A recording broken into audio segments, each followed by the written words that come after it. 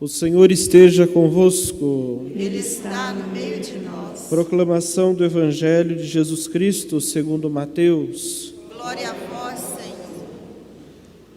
Naquele tempo, alguns fariseus e mestres da lei, vindos de Jerusalém, aproximaram-se de Jesus e perguntaram: por que os teus discípulos não observam a tradição dos antigos?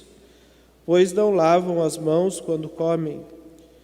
Jesus chamou a multidão para perto de si e disse: não é o que entra pela boca que torna o homem impuro, mas o que sai da boca, isso é, que torna o homem impuro.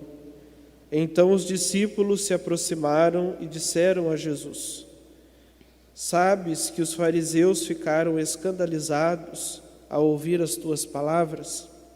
Jesus respondeu: toda planta que não foi plantada pelo meu Pai Celeste será arrancada. Deixai-os, são cegos guiando cegos. Ora, se um cego guia outro cego, os dois cairão no buraco. Palavra da salvação. Glória a vós, Senhor.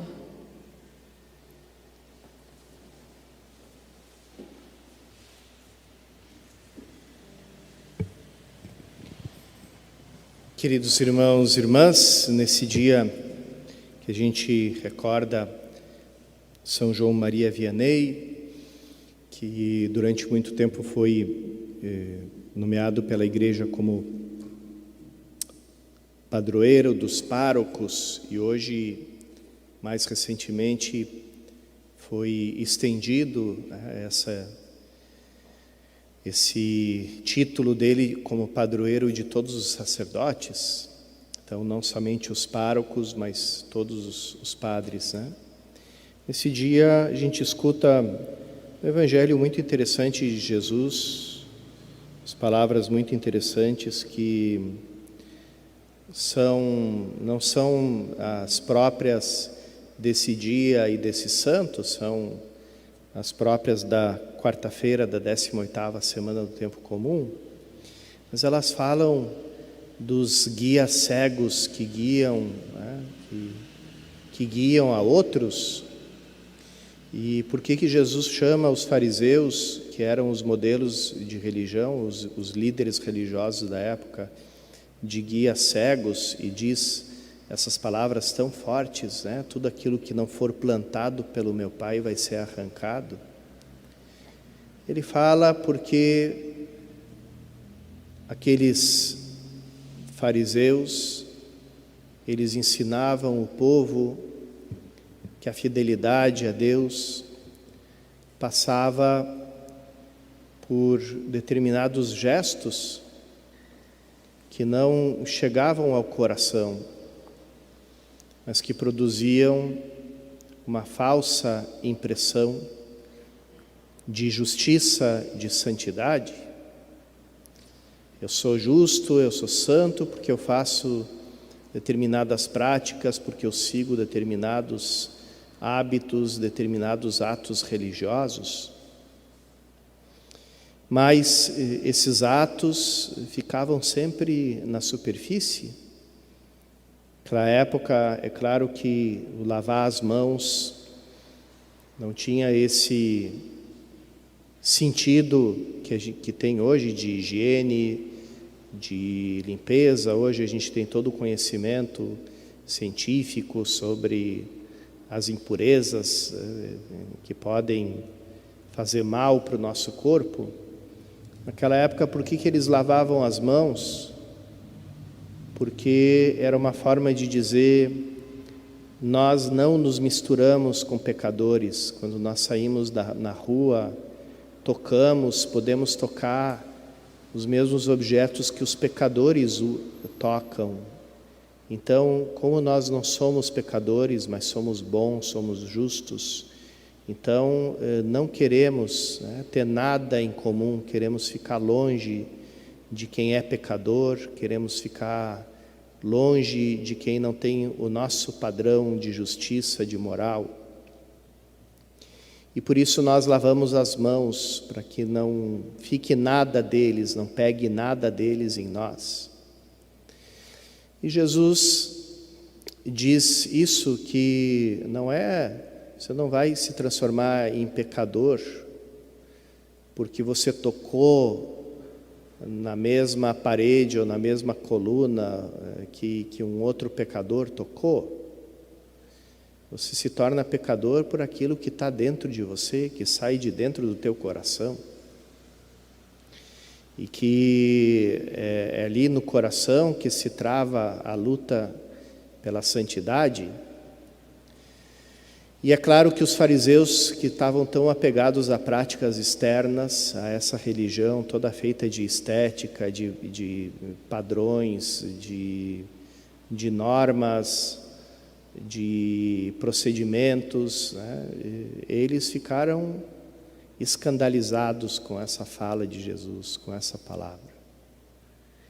E Jesus, longe de se corrigir, longe de dizer, talvez não me expressei bem, talvez eu devia dizer outra coisa, ele confirma, e ele mostra que o que floresce dentro do nosso coração é aquilo que foi plantado pelo Pai. Quer dizer, a iniciativa, o primeiro passo é sempre de Deus, é sempre Ele que vai ao nosso encontro e que nos salva e nos traz para Ele. E é justamente a obra dele em nós, é aquela que floresce, se a gente deixa ela florescer, né? Aqui a gente une isso com toda a pregação sobre a semente do reino, né? Que Jesus tantas vezes fala.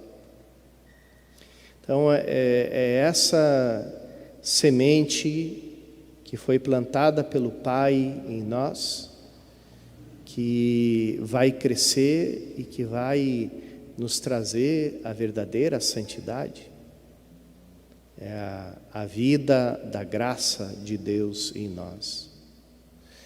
E tudo aquilo que não for isso, tudo aquilo que não vier como um impulso da graça, tudo aquilo que ficar só em práticas exteriores, em procedimentos, em normas, em regulamentos, tudo isso acaba caindo por terra, acaba sendo arrancado.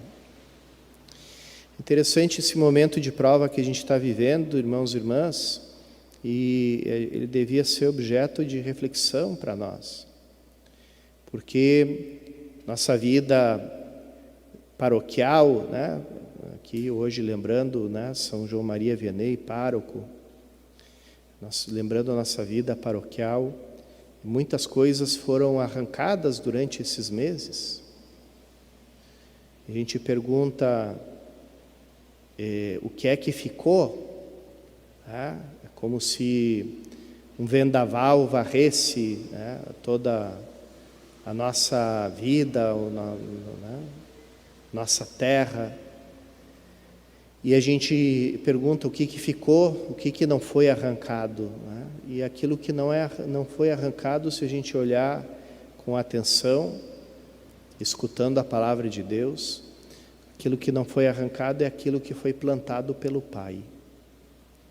Quer dizer, é aquilo que ficou no nosso coração, é aquilo que se manteve, é aquilo que floresceu nesses tempos.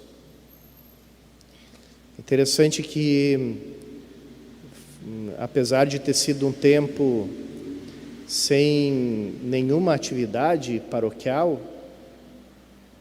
foi um tempo que muitas pessoas cresceram na fé, foi um tempo que muitas pessoas aprenderam a rezar, foi um tempo que muitas famílias se reuniram em casa para rezar o terço, para assistirem uma missa na TV, rezarem juntas.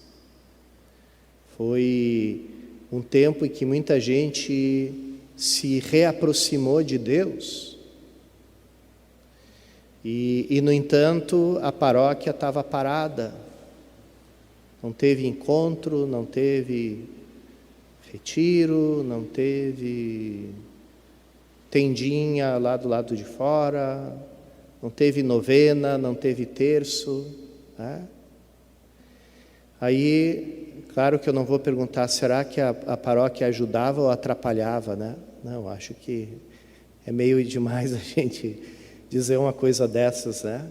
Mas é aquilo, a gente não deve ter medo, porque aquilo que o Pai planta é aquilo que cresce no nosso coração. Então, se a paróquia ajudou a plantar, né? Abriu a terra para o Pai plantar a sua semente, então, viva a paróquia, né? E Deus abençoe a paróquia e abençoe todos os párocos, né? Eu tenho essa opinião pessoal de que padre mais atrapalha do que ajuda, né? Mas aquilo que atrapalha também ajuda a gente a crescer, né?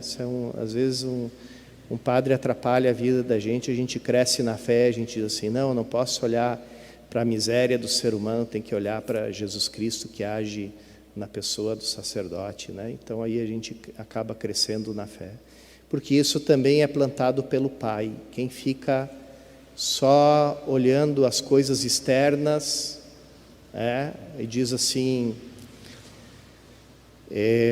esse padre dessa paróquia é muito feio, muito velho, vou na outra do lado que o padre é bonito, que é jovem, né?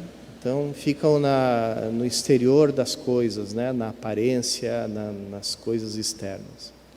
Então, irmãos e irmãs, hoje é o dia da gente olhar e ver, contemplar e admirar essa plantação do Pai, aquilo que foi plantado no nosso coração e que muitas vezes foi a semente que a paróquia lançou no nosso coração e que nos fez brotar desde dentro de nós essa sede da santidade, esse desejo de santidade, esse desejo de ser cada vez mais de Deus. E se isso aconteceu, então vamos agradecer a Deus pelas nossas paróquias, rezar pelos nossos párocos, pedir que Deus dê a eles forças, que eles não sejam cegos guiando os cegos, mas que eles sejam os primeiros seguidores, né? Os primeiros a guiarem o rebanho, né? São João Maria Vianney, ele dizia assim, um padre santo, né, produz uma paróquia santa, né? Um padre que é mais ou menos, acaba tendo uma paróquia medíocre, né? Um padre pecador, que está longe da graça de Deus, não consegue gerar vida na paróquia. Então, vamos pedir, vamos rezar pelos nossos párocos para que, em primeiro lugar, sejam homens de oração, sejam homens apaixonados por Cristo, sejam homens que amem estar diante do sacrário, diante da Eucaristia, que amem a palavra de Deus, que guardem ela no coração, que não se deixem distrair pelos diversos empenhos, pelas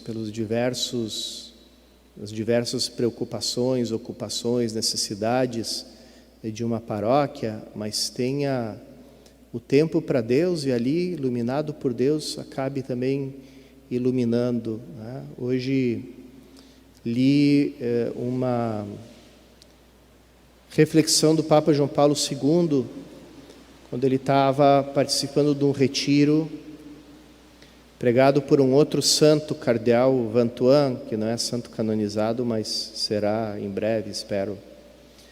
Cardeal vietnamita que passou muitos anos preso, né, no Vietnã, e que celebrava a missa todos os dias com 2 gotinhas de vinho, 1 gotinha de água e um pouquinho de pão na palma da mão. Essa era a missa diária dele, né, durante o tempo de cárcere. E ele dizia assim, segue a Cristo e os teus paroquianos te seguirão. Então seja você o primeiro a seguir a Cristo.